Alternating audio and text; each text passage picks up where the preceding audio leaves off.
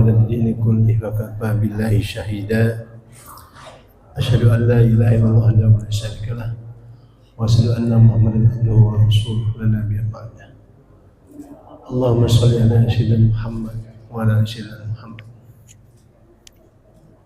amma ba'd. Hadirin bapak-bapak, ibu-ibu, jamaah salat subuh yang dimuliakan Allah Subhanahu wa taala.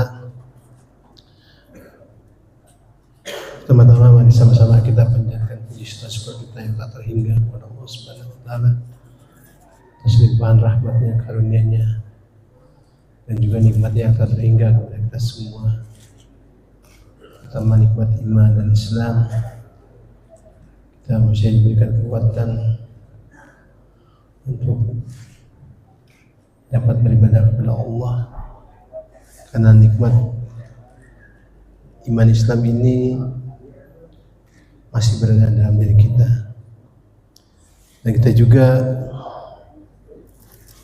masih diberikan kesehatan dan umur panjang sehingga bisa melaksanakan berbagai amal-amal yang bisa kita persembahkan untuk kehidupan kelak di akhirat. Semoga ibadah-ibadah kita senantiasa diterima oleh Allah sebagai rasa syukur kita kepada Allah Subhanahu wa taala. Salat dan salam semoga selalu tercurahkan kepada junjungan kita Nabi Agung Nabi Muhammad sallallahu alaihi wasallam, juga kepada keluarganya, para sahabatnya, dan para pengikutnya yang setia hingga akhir zaman. Hadirin jemaah yang Allah Subhanahu wa taala, alhamdulillah pada pekan ketiga di bulan Oktober ini Pak Ustaz Yusuf bisa hadir untuk mengisi kajian kita yang selalu akan membahas kebiasaan kehidupan Rasulullah ya Ustaz ya, itu sambil Asy'ariyah Muhammadiyah ya. Teman-teman sekalian yang akan kita ikuti setiap kajian daripada Bapak Ustaz Muhammad Yusuf Syah. Begitu tanpa berlama-lama, mari sama-sama kita buka kajian pada sore hari ini dan kita bacakan surat Al-Fatihah. Semoga dengan dibacakan surat Al-Fatihah kita mohon kepada Allah agar Allah senantiasa melindungi kita, keluarga kita, orang tua kita, dan tetap diberikan kesehatan yang paripurna buat kita semua. Dan kepada saudara kita yang sedang terbaring sakit, semoga Allah memberikan kesembuhan untuk segera sehat dan bisa kumpul kembali bersama kita di masjid ini. Al-hadinnya wa kuliyatis sholihah. Al-Fatihah.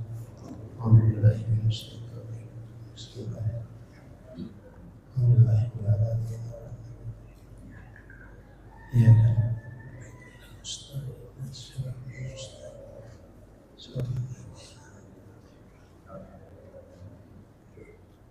Amin amin alamin. Begitu pada Pak Ustaz, kami persilakan Pak Ustaz. Terima kasih. Bismillahirrahmanirrahim. Assalamualaikum warahmatullahi wabarakatuh.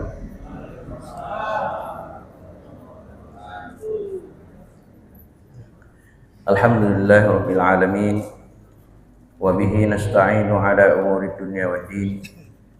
Wassalatu wassalamu ala asyrafil anbiya'i wal mursalin wa ala alihi wa ashabihi wa man tabi'ahum bi ihsanin ila yaumiddin, amma ba'd.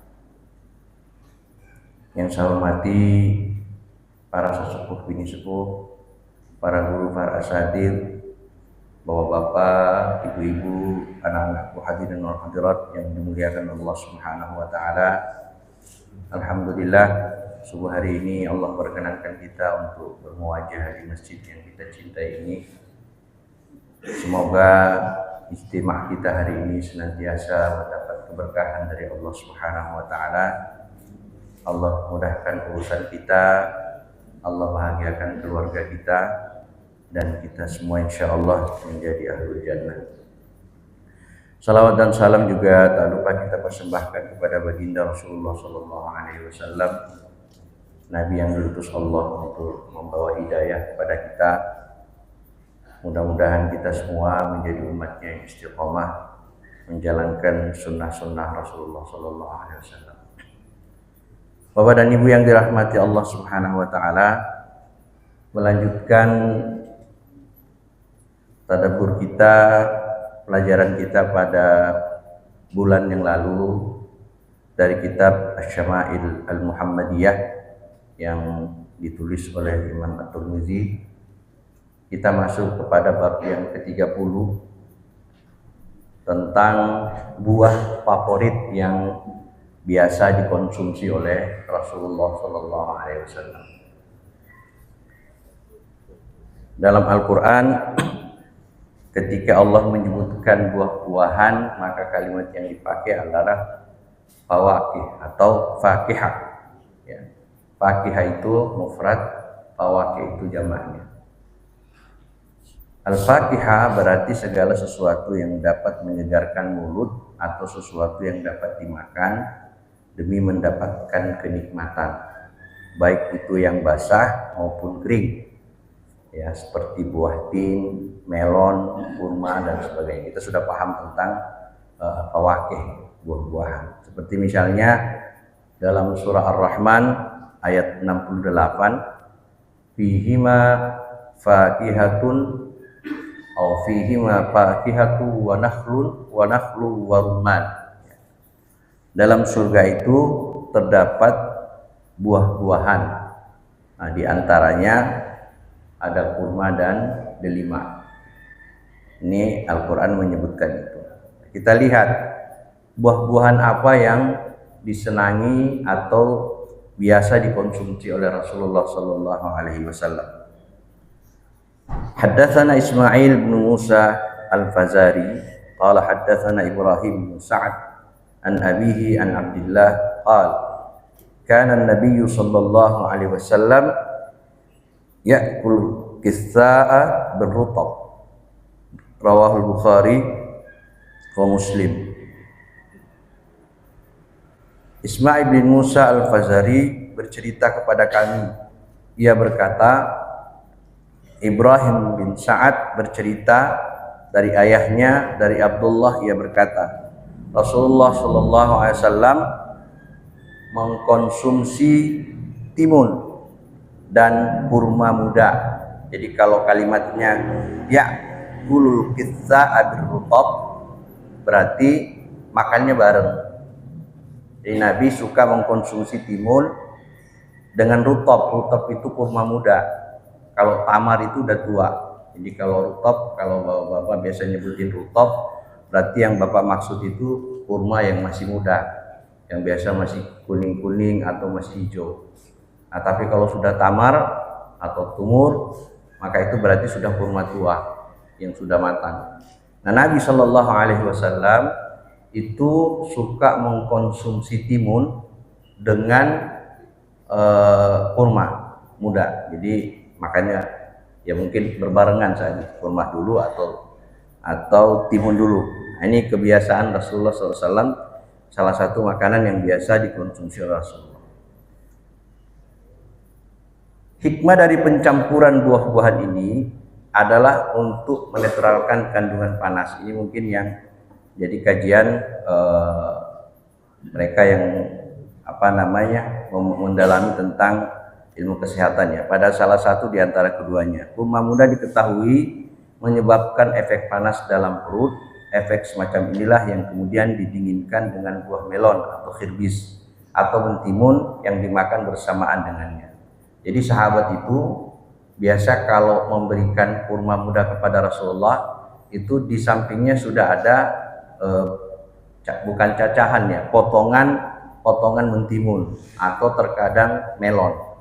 Jadi itu suka dicampur Rasulullah ketika beliau makan. Hadis yang kedua dari Aisyah radhiyallahu anha, anna Nabiy sallallahu alaihi wasallam kana ya'kulul bittih birrutab. Dari Aisyah radhiyallahu anha, Rasulullah sallallahu alaihi wasallam bersabda, dan Nabi sallallahu alaihi wasallam mengkonsumsi melon dan kurma muda.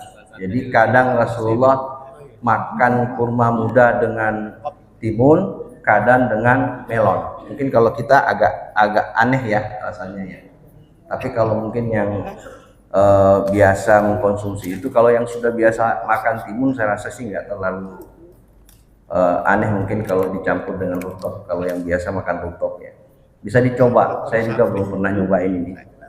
Biasanya kalau makan melon ya melon, kurma ya kurma. Tapi Rasulullah mengkonsumsinya berbarengan. Ini salah satu makanan favorit Nabi, timun atau melon yang dimakan bersamaan dengan rutop. Nah, Bapak dan Ibu yang dirahmati Allah Subhanahu wa taala. Kemudian hadis yang lain. Haddatsana Abi qala sami'tu Humaida aw qala haddatsani Humaid qala Wahbun wa kana shadiqan lahu an Anas bin Malik, ya, dari sahabat Nabi Anas bin Malik qala ra'aitu Rasulullah sallallahu alaihi wasallam yajma'u bainal khirbiz war rutab. Dari Anas bin Malik, ia berkata, aku pernah melihat Rasulullah sallallahu alaihi wasallam mencampurkan buah khirbiz dengan kurma muda. Kalau melihat penerjemahan dari Palam Tarjim, khirbiz itu diterjemahkan dengan melon juga. Mungkin bedanya ini melonnya lebih matang, ya, lebih masak. Jadi khirbiz, jadi Nabi mencampurkan antara melon dan buah kurma muda. Jadi bisa diteliti nih teman-teman yang menggeluti kesehatannya, apa manfaatnya. Kalau manfaat masing-masing kita sudah tahu ya, melon atau timun, kemudian kurma. Nah, kalau ini dipadukan kira-kira manfaat kesehatannya apa? Nah, ini sama hadisnya. Kemudian kita pindah ke satu hadis. Nah, ini lumayan panjang hadisnya, diceritakan juga oleh sahabat Nabi sallallahu alaihi wasallam dari Abu Hurairah. Saya baca terjemahannya. Apabila para sahabat melihat buah yang pertama kali masak, jadi karena waktu itu di Madinah nggak seperti sekarang ya Pak, dengan teknologi pertanian, kurma itu bisa berbuah lebih dari satu kali dalam setahun. Kalau dulu kurma itu benar-benar hanya setahun sekali berbuahnya. Nah, ini sahabat, apabila para sahabat melihat buah pertama kali, mereka segera membawanya kepada Rasulullah karena senangnya pohon itu sudah berbuah. Nah, buah yang pertama keluar itu langsung dibawa kepada Rasulullah sallallahu alaihi wasallam. Kemudian ketika beliau mengambil buah tersebut, beliau berdoa. Jadi langsung berdoa Rasulullah sallallahu, Allahumma barik lana fi thimarina wa barik lana fi madinatina wa barik lana fi sa'ina wa fi muddina. Itu doa Nabi. Ya Allah, berkahilah kami melalui buah-buah ini. Berkahilah kami melalui kota kami ini. Berkahilah kami melalui timbangan sa' dan mud kami. Jadi Nabi mendoakan tidak saja buah-buahan itu penuh berkah, maksudnya ketika buah-buahan itu sudah keluar buahnya, Rasulullah berdoa supaya buahnya banyak, lebat. Yang kedua, meminta keberkahan untuk kota Madinah. Dan yang ketiga adalah meminta keberkahan dari timbangan. Maksudnya mereka nanti pada saat tanaman-tanaman ini sudah berbuah dan panen, maka para pedagangnya bisa berdagang dengan jujur, timbangannya jujur. Kalau timbangannya jujur, maka keberkahan pada kota Madinah juga akan ada. Kenapa? Pedagang-pedagangnya jujur dalam berdagang. Makanya itu Nabi Rasulullah SAW mendoakan buahnya, mendoakan kota Madinah, dan mendoakan agar timbangan-timbangan yang dipakai untuk menimbang buah-buah nanti pada saat sudah panen itu dilakukan secara jujur.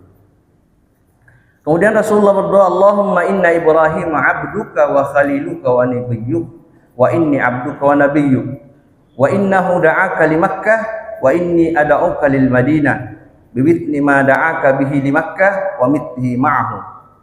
Kemudian Rasulullah SAW berdoa lagi, ya Allah, sungguh Nabi Ibrahim alaihissalam adalah hamba dan nabimu, begitupun aku hamba dan nabimu.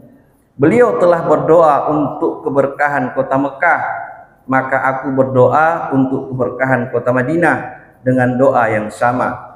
Kemudian beliau memanggil anak kecil yang beliau lihat dan memberikan buah itu kepadanya. Jadi Nabi mendoakan kota Madinah, beliau mengadu dulu sama Allah. Ya Allah, Ibrahim dulu meminta keberkahan kota Mekah.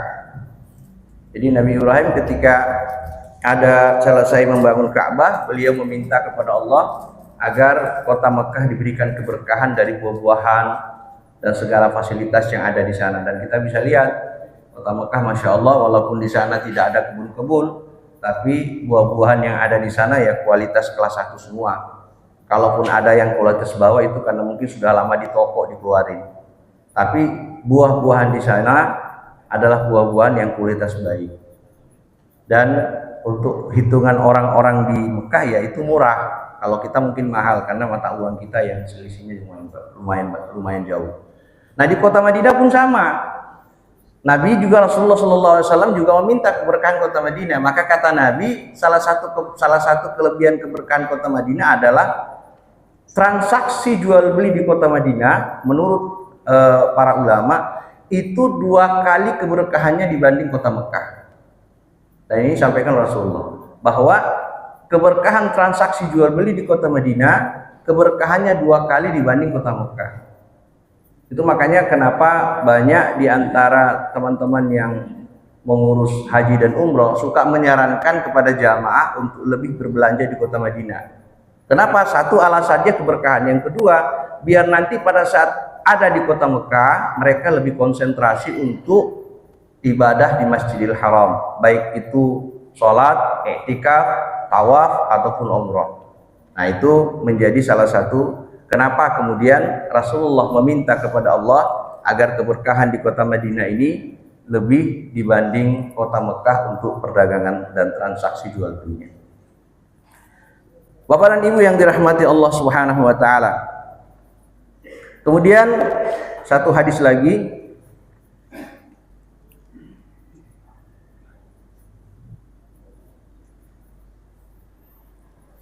Rasulullah SAW dari Muawiyah bin Afrah, ia berkata, suatu ketika Muaz bin Afrah mengutusku untuk menemui Rasulullah SAW dengan membawa sebaki, senampan buah korma yang di dalamnya juga terdapat beberapa potong mentimun yang berbulu halus. Beliau sallallahu alaihi wasallam memang sangat menyukai buah timun. Jadi kalau Bapak suka timun, ya berarti sama dengan kesukaan Rasulullah. Rasulullah suka mentimun. Sesampainya aku di rumah beliau sallallahu alaihi wasallam, aku memberikan nampan yang aku bawa. Saat itu di samping beliau terdapat beberapa perhiasan dari Bahrain yang dihadiahkan kepada beliau. Kemudian beliau menggenggam perhiasan itu dan memberikannya kepadaku. Masya Allah. Rasulullah dibawain korma muda sama timun sama sahabatnya. Begitu diterima makanannya, ternyata di samping beliau ada perhiasan hadiah dari Bahrain. Orang yang mengantarkan makanan ini, senampan kurma dan mentimun ini, justru dikasih oleh Rasulullah SAW segenggam Pak, segenggam, bukan sebiji, segenggam perhiasan. Ya kalau itu emas segenggam, kira-kira berapa gram? Begitu tidak pedulinya Rasulullah dengan dunia.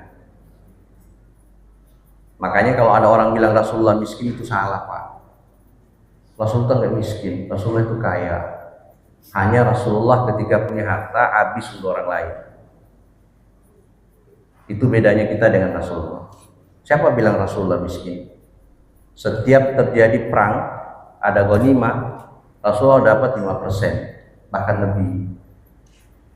Dan itu tidak disimpan oleh beliau, itu dibagikan kepada umatnya. Termasuk contoh seperti ini. Ada sahabat yang datang bawa makanan kepada Rasulullah, hanya senampan yang mungkin kalau kita nggak ada nilainya, kurma sama mentimun. Tapi oleh Rasulullah dibalas kebaikan itu dengan segenggam perhiasan. Ya nggak mungkin plastik kayak kita. Kalau dulu mah perhiasannya benar-benar perhiasan Pak, dari emas, dari perak. Kalau kita sekarang kan perhiasannya imitasinya banyak.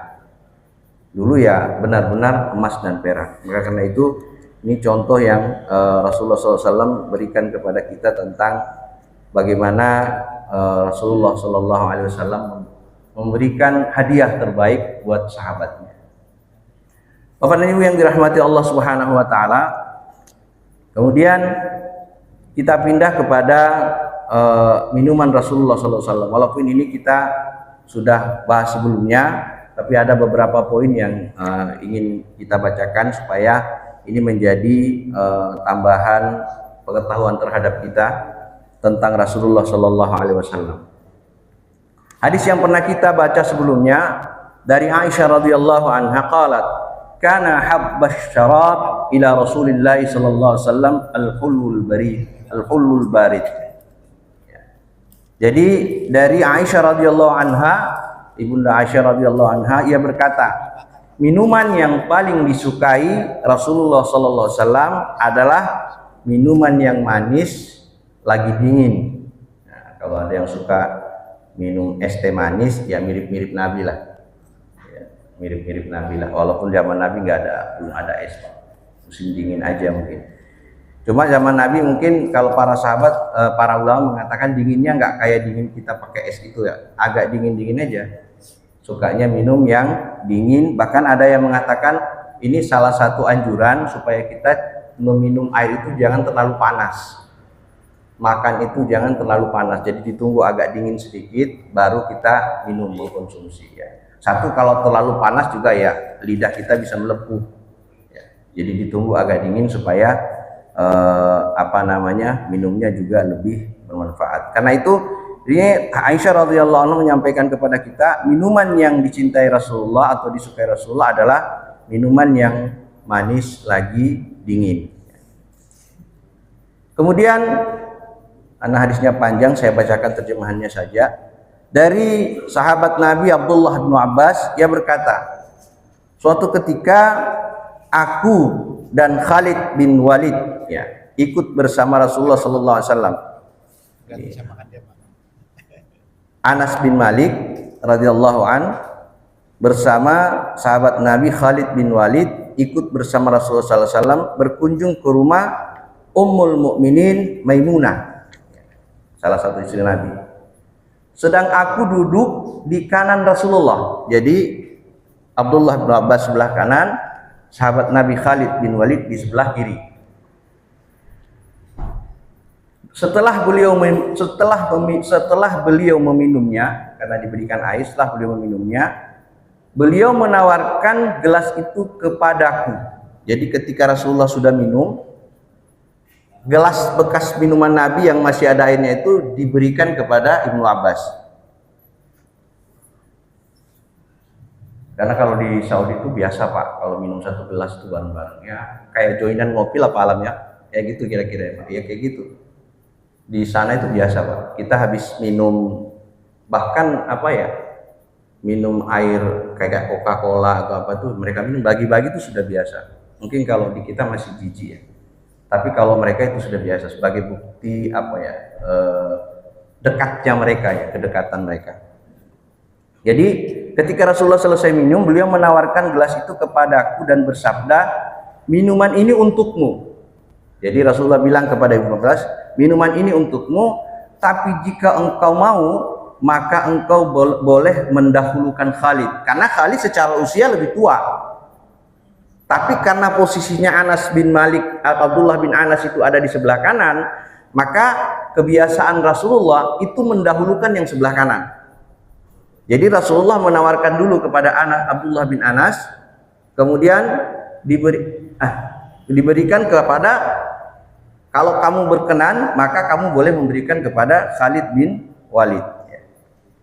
Kemudian saat itu beliau berkata, aku tidak akan mendahulukan orang lain atas minuman sisa Rasulullah sallallahu alaihi wasallam.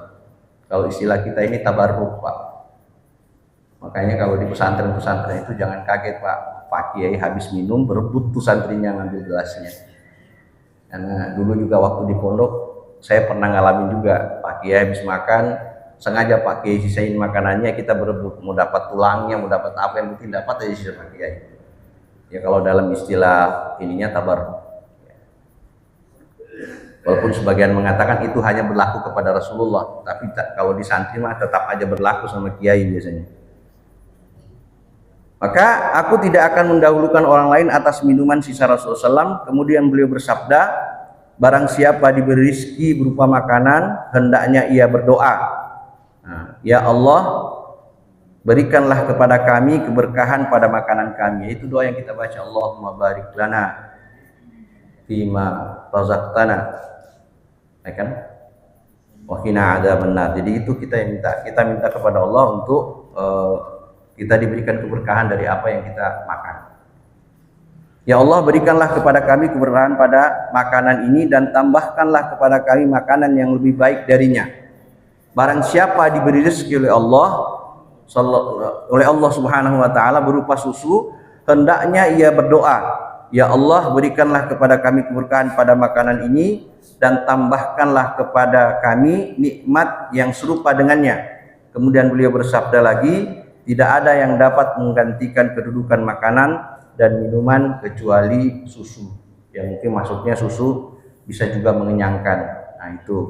Nah ini juga salah satu makanan yang oleh Rasulullah tidak boleh ditolak kalau dikasih orang.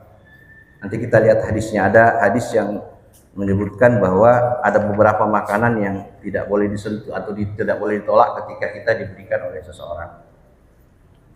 Senada dengan apa yang dilakukan oleh Abdullah bin Abbas, dalam hadis ini terdapat satu hadis dalam Sahih Bukhari yang diriwayatkan dari Sahal bin Sa'ad. Ia berkata, suatu ketika Rasulullah Shallallahu Alaihi Wasallam disuguhi segelas minuman.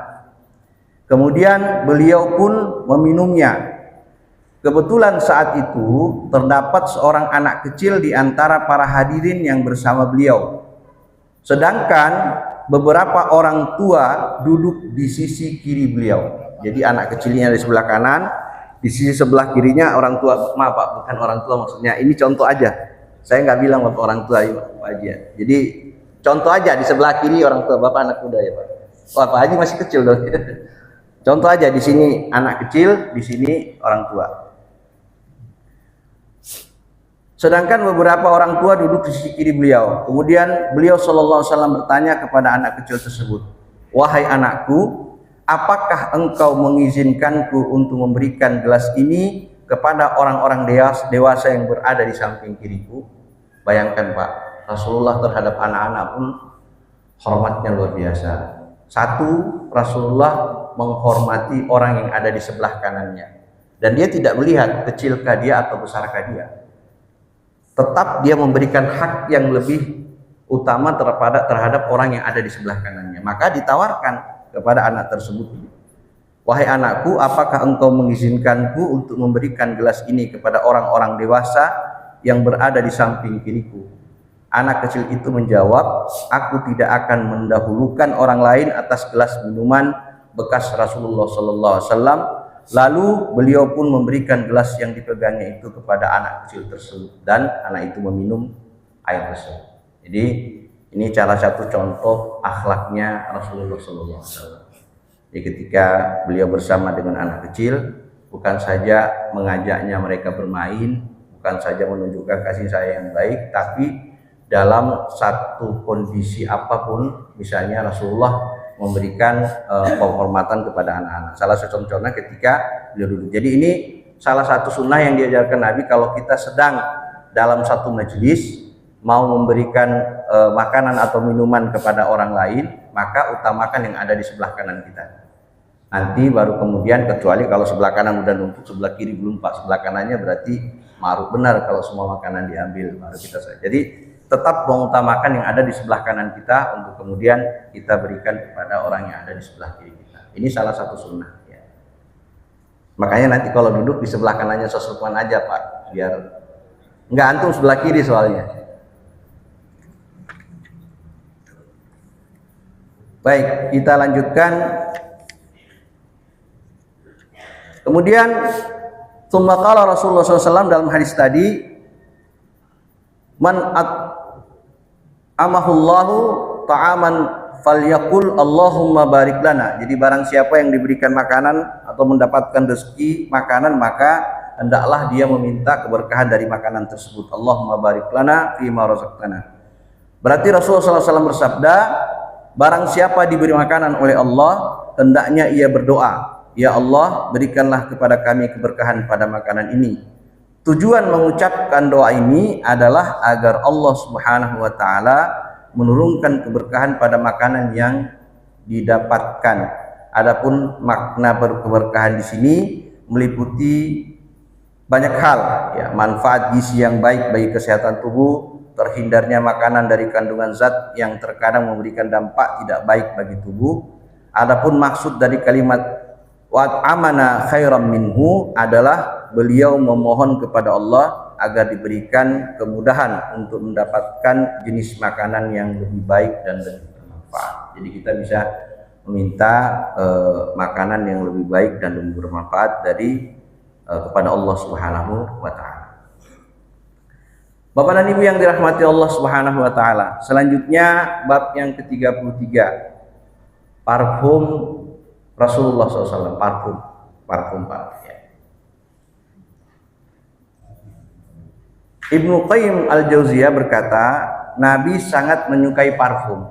Jadi Nabi itu pencinta parfum Pak. Makanya jangan kaget kalau ke kota Mekah atau Madinah banyak sekali toko parfum. Ya, karena mereka juga mengikuti apa yang menjadi kecintaan Rasulullah SAW. Jadi Ibnu Qayyim al-Jauziyah dalam kitabnya Zadul Ma'ad berkata, Nabi sangat menyukai parfum sehingga beliau selalu membawa parfum tersebut dalam wadah kecil. Kalau sekarang kan enak Pak, ada botolan kecil ya. Kalau Nabi kan belum ada saat itu. Jadi beliau selalu membawa wadah-wadah kecil yang dipersiapkan untuk digunakan nantinya. Sedangkan parfum yang beliau pilih adalah parfum yang paling wangi. Sedang keringat beliau sendiri juga merupakan wewangian. Jadi keringatnya Nabi saja udah wangi, ditambah parfum pula ya, Masya Allah. Kebayang kalau kita di samping Nabi, merasakan bagaimana wanginya Rasulullah SAW. Imam Ahmad meriwayatkan sebuah hadis yang bersumber dari Anas bin Malik. Rasulullah SAW bersabda, "Hubbiba ilayya minad dunya an-nisa wat-tib wa ju'ilat qurratu aini fis shalah." 3 perkara dunia yang aku sukai. Jadi dibuat cinta kepadaku terhadap dunia kepada 3 perkara. Hubbiba. Apa itu? Pertama, an-nisa. Rasulullah itu sangat mencintai wanita. Makanya Rasulullah nggak pernah zalim sama wanita. Sunnah-sunnah Nabi itu mengajarkan bagaimana kita sebagai laki-laki menghargai seorang wanita. Maka hubbiba ilayya minad dunya an-nisa. Dibuat cinta kepada dunia terhadap 3. Pertama wanita, yang kedua at-tib. Apa itu? Wewangian, parfum. Yang ketiga waju'ilat qurratu aini fis shalah. Dijadikannya salat sebagai penyejuk hatiku. Jadi wanita, kemudian wewangian, sama dijadikannya sholat itu menjadi penyejuk hati Rasulullah SAW. Nah, ini juga bisa menjadi latihan kita bagaimana sholat itu menjadi penyejuk hati kita. Karena itu menjadi salah satu nikmat yang dirasakan betul oleh Rasulullah SAW. Rasulullah saja sholat itu menjadi qurratu ayunnya, penyejuk hatinya. Nah, kita juga harusnya menjadikan sholat itu menjadi qurratu ayun kita. Maka salah satu sunnah Nabi itu kalau kita dapat masalah, bukan lari ke diskotik, bukan lari ke tempat-tempat tamasya, bukan lari ke tempat-tempat yang membuat kita kemudian melupakan Allah. Datang ke masjid, datang ke rumah, sholat sunnah 2 rakaat, supaya kita minta kepada Allah, Allah mudahkan urusan kita. Itu yang kita lakukan, dan ini menjadi salah satu kecintaan Rasulullah Sallallahu Alaihi Wasallam. Kemudian dari An Musa bin Anas bin Malik an abihi qala kana li Rasulillah sallallahu alaihi wasallam sukkatun yatatayyabu minha. Dari Abdullah bin Mukhtar dari Musa bin Anas bin Malik dari ayahnya, ia berkata, Rasulullah sallallahu alaihi wasallam memiliki wadah khusus untuk parfum yang beliau gunakan untuk wewangian. Jadi sukkah itu wadah khusus untuk wewangian Rasulullah. Dia kecil tapi ada penutupnya ya. Kemudian dari An Sumamah ibnu Abdullah qala kana Anas bin Malik la yaruddu tib wa qala Anas inna nabiyya sallallahu alaihi wasallam kana la yaruddu tib. Dari Sumamah bin Abdullah, ia berkata, Anas bin Malik tidak pernah menolak pemberian berupa minyak wangi.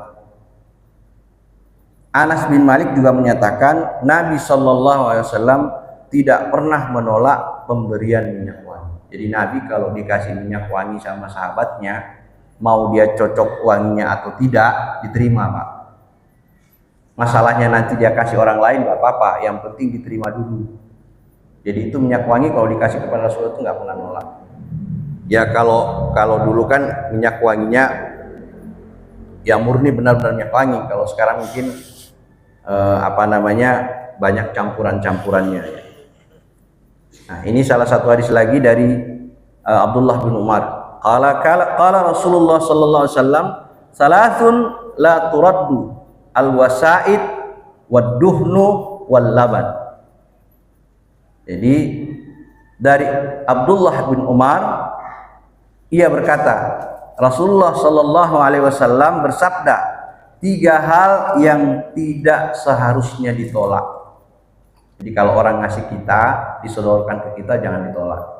Apa itu? Yang pertama, al-wasaid. Apa itu wasaid Pak? Bantal. Kalau di Saudi itu, di Arab itu kan kalau kita duduk suka ada bantal di samping buat nyandar gitu Pak. Nah, termasuk mungkin bantal kalau kita lagi tiduran ada yang ngasih bantal, udah dipakai aja, jangan ditolak ya, dikasih. Kata Nabi 3 yang tidak ditolak ketika kita diberikan oleh seseorang. 1 bantal, yang kedua parfum juga kalau ada yang ngasih ya diterima aja Pak, diambil. Yang ketiga susu. Ini juga makanan yang kalau di Jazirah Arabia itu susu ini makanan yang memang sering disuguhkan. Bahkan mereka sudah sudah dibuat dikemas lebih bagus sehingga susu-susu yang ada di sana hampir murni ya susu-susunya. Ketika kita beli ke supermarket yang sudah dibuat dalam kemasan itu, insya Allah lebih murni dari susu yang kita punya. Mereka biasanya memang memaksimalkan kadar susunya. Bahkan kadang-kadang kalau jamaah mau nyobain susu onta, datang aja ke perkebunan onta, minum langsung dari air susunya yang baru diperas. Kalau kuat, ya, ada juga yang nggak kuat, mintain lagi. Bahkan mohon maaf, air kencing onta juga diminum itu buat obat. Ya. Ada yang pernah minum Pak? Kalau saya nggak berani Pak, takut muntah. Jadi 3 hal itu yang oleh Rasulullah SAW dianjurkan ketika seseorang memberikan hadiah kepada kita, jangan ditolak, diambil. Maka sebenarnya kalau orang ngasih hadiah, terima aja Pak. Mau itu cocok kepada kita atau tidak, karena menerimanya saja itu membuat orang lain bahagia. Jadi kadang-kadang ada juga karena mungkin nggak cocok, udah nggak usah buat kamu aja, jangan Pak, diterima aja. Toh nanti kalau Bapak tidak bisa atau Ibu tidak tidak berkenan, tidak cocok dengan hadiah itu, minimal Bapak simpan, Ibu simpan, nanti suatu saat diberikan kepada orang lain. Itu jauh lebih berberkah daripada kita tolak saat hadiah itu diberikan oleh seseorang yang niat baik memberikan hadiah kepada kita. Kemudian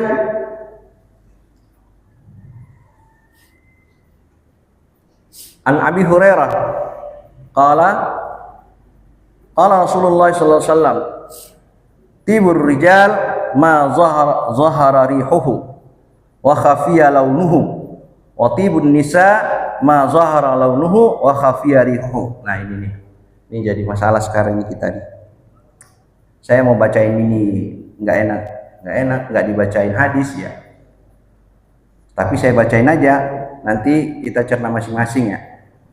Apa kata hadis ini? Abu Hurairah berkata, Rasulullah SAW bersabda, ini sabda Nabi ya, parfum laki-laki adalah yang tercium baunya dan tidak berwarna. Adapun parfum perempuan adalah yang berwarna dan tidak tercium baunya. Bu, jangan tersinggung ya Bu. Saya baca hadis nih. Kebalik ya. Ya Pak, kebalik ya Pak. Sekarang parfum bapak-bapak ringan baunya, ibu-ibu masih 100 meter udah kecium baunya. Nah Nabi menyarankan parfum laki-laki adalah yang tercium baunya dan tidak berwarna. Adapun parfum perempuan adalah yang berwarna dan tidak tercium baunya. Wah, diganti semua parfum di rumah nih. Artinya gini Bu, parfum itu dipakainya buat suami lah di rumah. Kalau keluar pakai yang biasa-biasa aja, yang penting bau badannya nggak keluar. Kalau di rumah baru tuh pakai parfum yang paling bagus buat suami. Kayak keluar dari rumah, bisa nggak sih ditukar Bu, keluar dari rumah pakai yang biasa-biasa saja, di rumah pakai yang bagus misalnya. Tapi ternyata nggak juga ya, larinya tetap daster juga. Ya, selanjutnya An Abi Utsman An-Nahdi qala Rasulullah sallallahu alaihi wasallam idza u'tiya ahadukum ar-raihan fala yaruddu fa innahu kharaja minal jannah. Ini alasannya kenapa kita tidak menolak parfum itu kalau dikasih seseorang. Dari Abu Utsman An-Nahdi, ia berkata, Rasulullah SAW bersabda, jika salah seorang di antara kalian diberi hadiah berupa parfum, janganlah ia menolaknya. Kenapa? Karena wewangian parfum itu berasal dari surga. Jadi yang wangi-wangi itu dari surga, yang bau-bau itu dari neraka. Ya kan kira-kira mafhumul mukhalafahnya begitu. Kalau wangi dari surga, yang bau itu dari neraka. Jadi kalau orang ngasih kita parfum jangan ditolak. Kenapa? Karena wewangian itu datangnya dari surga.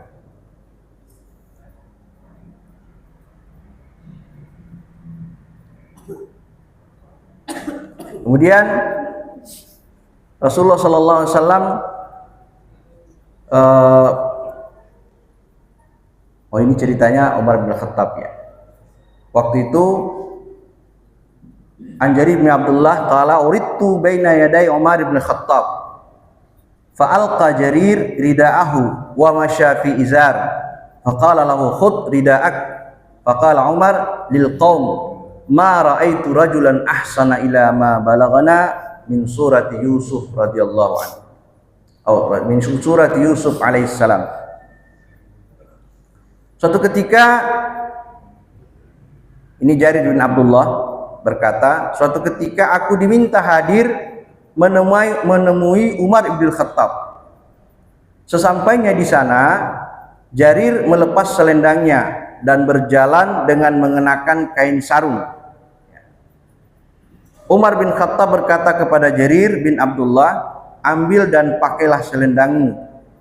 Selanjutnya Umar berkata kepada hadirin, aku tidak pernah melihat seseorang yang lebih sempurna dari Jarir bin Abdullah kecuali Nabi Yusuf alaihissalam. Jadi Jar ini salah satu sahabat Nabi yang paling ganteng dan paling wangi. Karena takut menjadi fitnah di kalangan sahabat wanita saat itu, maka Umar bin Khattab meminta untuk menutup badannya. Karena waktu itu kalau cerita ini ada kemungkinan pada saat mereka melaksanakan umroh atau haji. Karena yang disebut izar dan rida. Jadi izar itu pakaian bawah yang dipakai oleh kita, ya, kain ihram dipakai bawah. Rida itu kain ihram yang menutup badan kita. Mungkin ridanya jatuh atau tidak sempat dipasang sehingga badannya juga bagus, kemudian wangi badannya juga bagus, sehingga Umar bin Khattab meminta supaya ditutup. Makanya juga pada saat kain ihram bapak ibu, khususnya bapak ya, kalau ibu nggak ada masalah, bapak itu auratnya tetap ditutup. Jangan karena kita nggak pakai baju semaunya aja kita kain ihramnya diikat lah. Ada yang kayak gitu Pak, udah kain ihramnya bawa, ini kain ini kelihatan semua gitu. Ditutup, tetap ditutup, jaga kesopanan kita. Makanya salah satu sunnah ketika kita menggunakan kain ihram itu hanya boleh dibuka pundak sebelah kanan pada saat tawaf saja. Sebelum atau sesudah tawaf itu ditutup lagi, karena itu menjaga kesopanan. Bukan berarti ketika kita sudah memakai pakaian itu seenaknya aja kita buka baju, kadang-kadang cuma dililit di leher, ini kain ihramnya udah jatuh ke bawah pusar, itu nggak menjaga kesopanan. Jadi ketika kita menggunakan kain ihram tetap dijaga. Makanya salah satu cara menggunakan kain ihram itu, bagaimana caranya kain ihram itu menutupi pusar kita. Nah kalau saya agak repot Pak, karena perutnya agak gemuk nih, jadi suka turun. Nah fungsinya rida itu menutupi, kain yang ada di atas ini buat menutupi aurat kita yang terbuka tadi. Jadi kalau nutup kain ihram itu dari pusar sampai di bawah lutut atau di atas mata kaki. Nah, pakaian yang atas ini, rida yang kita gunakan yang bagian atas ini untuk menutupi hal-hal yang bisa menjadi fitnah buat kita. Kita tutup. Makanya ketika kita sudah masuk ke pelataran Ka'bah itu, yang selalu diingatkan oleh pembimbing itu, bahwa Bapak mohon pundak kanannya dibuka, karena cuma saat itu saja disunnahkan untuk ittiba namanya, membuka pundak kanan kita pada saat tawaf. Selesai tawaf kita tutup lagi untuk menjaga kesopanan tadi. Kemudian yang terakhir, masih ada 5 menit ya. Gaya bicaranya Rasulullah SAW. Ketika beliau berbicara dengan tutur kata yang singkat. Nah, kita baca hadisnya saja ya. Dari Aisyah radhiyallahu anha, beliau berkata, Rasulullah SAW tidak pernah berbicara mendahului kecepatan bicara kalian. Jadi kalau Nabi bicara, ya bicaranya enggak terlalu cepat, sehingga kita yang mendengarnya, sahabat yang mendengarnya bisa paham. Akan tetapi beliau berbicara dengan tutur kata yang singkat namun jelas. Saya kayak contoh kayak tadi, kalau kamu diberikan hadiah jangan ditolak. Kalau kamu dikasih hadiah 3 hal jangan ditolak. Bantal, kemudian parfum, susu, begitu aja Nabi. Tapi tegas. Akan tetapi beliau berbicara dengan tutur kata yang singkat namun jelas, sehingga mudah diingat oleh siapa yang duduk bersama beliau sallallahu alaihi wasallam. Nah, ini ada satu hadis yang lumayan panjang. Nah, kita baca ini aja. Jadi deskripsikan kepadaku, jelaskan kepadaku bagaimanakah gaya bicara Rasulullah SAW. Kemudian sahabat ini memberikan penjelasan. Beliau lebih banyak diam dan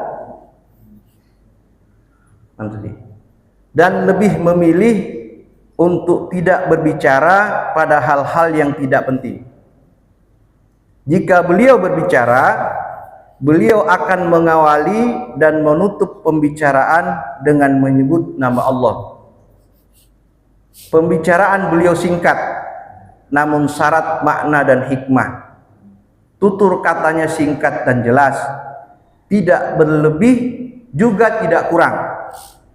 Tidak ada nada keras dan penghinaan dalam pembicaraan beliau sallallahu alaihi wasallam. Beliau banyak memuji nikmat Allah Subhanahu wa taala meski nikmat itu tidak seberapa. Makanya Nabi itu kalau dapat nikmat yang sering diucapkan Nabi itu dua. Yang pertama, alhamdulillahilladzi bi ni'matihi tatimmus shalihat. Yang kedua, beliau mengatakan masya Allah la quwwata illa billah.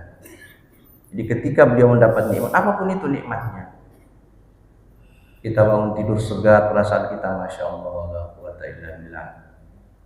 Kita lagi dapat rezeki banyak, alhamdulillahilladzi bi ni'matihi tatimmus shalihat. Kan kalau kita pandai bersyukur ditambah nikmat kita. Jadi kalau kita mensyukuri nikmat sehat, insya Allah badan kita makin sehat. Bagaimana caranya ya? Kalau kita nggak bisa berbuat sesuatu, minimal lisan kita mengucapkan rasa syukur itu. Masya Allah la quwwata illa billah. Itu ada dalam surah Al-Kahfi. Walau dafotnya ayatnya. Masya Allah la quwwata illa billah. Kemudian alhamdulillahilladzi bi ni'matihi tatimmus shalihat.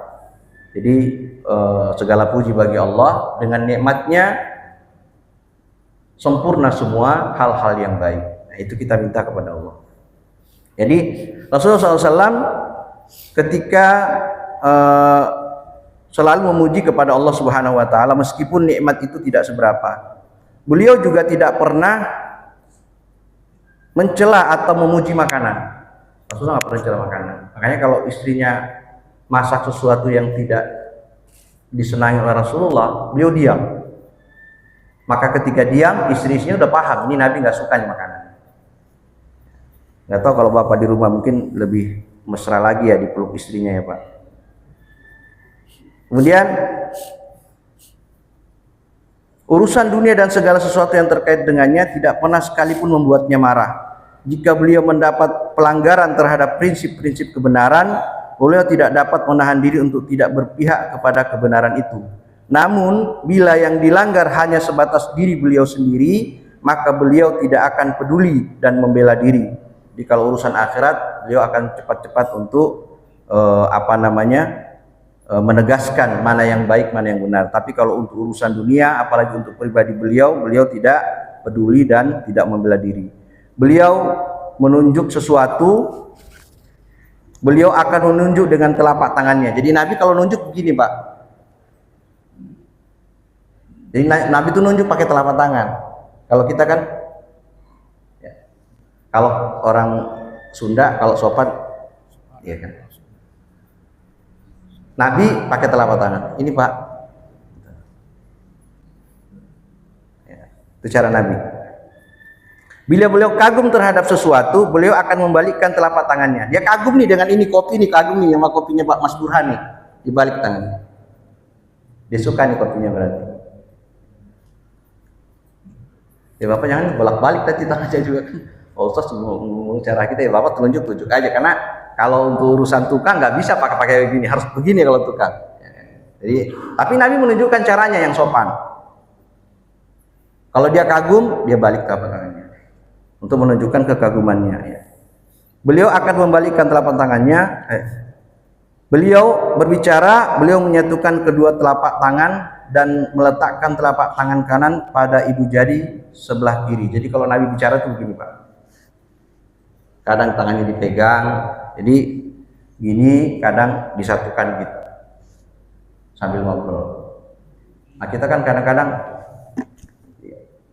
apalagi nyandar gitu. Ya, kalau Nabi enggak, padahal beliau seorang Nabi. Ya. Ini sifat akhlak Rasulullah SAW.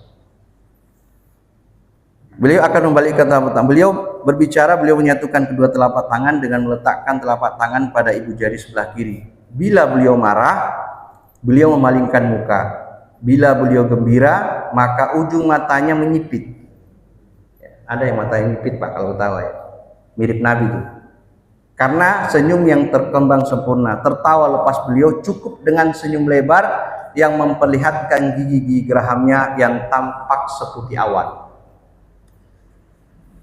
Kalau saya dulu pernah dengar yang mirip senyuman Nabi ini, ya, Kalau kata Ustaz Adi Hidayat, yang mirip senyuman Nabi dengan mata mengecil ketika senyum, menggigir hangit kelihatan, itu Habib Umar. Kalau Bapak pernah lihat fotonya Habib Umar lagi senyum, kata Adi Hidayat itu mirip senyumannya Nabi. Karena sesuai dengan hadis ini, giginya kelihatan putih, matanya mengecil. Bahkan Nabi itu jarang pakai apa istilahnya kalau yang buat mata itu ya. Nah itu kelihatan seperti menggunakan itu, saking indahnya mata Rasulullah Sallallahu Alaihi Wasallam. Ya insya Allah kita semua akan bisa melihat bagaimana senyuman aslinya Rasulullah. Yang penting saat ini kita istiqomah, jalankan sunnah-sunnah Nabi, istiqomah dengan ibadah kita. Kita minta kepada Allah, Allahumma inna nas'alukal huda wat tuqa wal afafa wal ghina. Kita minta supaya kita selalu diberikan hidayah dan istiqomah dalam menjalankan ajaran Allah dan sunnah Rasulullah SAW. Ini saja mungkin Bapak Ibu yang bisa saya sampaikan. Mudah-mudahan kita semua senantiasa mendapatkan hidayah, keberkahan untuk diri kita dan keluarga dan lingkungan kita. Mohon maaf bila ada kekurangan. Akhirul kalam. Wassalamualaikum warahmatullahi wabarakatuh. Waalaikumsalam. Terima kasih Pak Ustaz. Yang saya bagian ini dari kebiasaan-kebiasaan Rasulullah, dan memilih makanan juga, buah-buahan, dan juga amat beliau dalam memperlakukan saudaranya atau orang yang berada di sekelilingnya. Mudah-mudahan kita bisa mencontoh dan melaksanakan apa yang tadi disampaikan oleh Pak Ustaz. Itu mari dengan segera kita tutup saja kajian pada subuh ini dengan kita bacakan akhlak dan majlis. Alhamdulillah. Subhanallah wa bihamdika asyhadu an la ilaha illa anta astaghfiruka wa atubu ilaik. Assalamualaikum warahmatullahi wabarakatuh. Waalaikumsalam.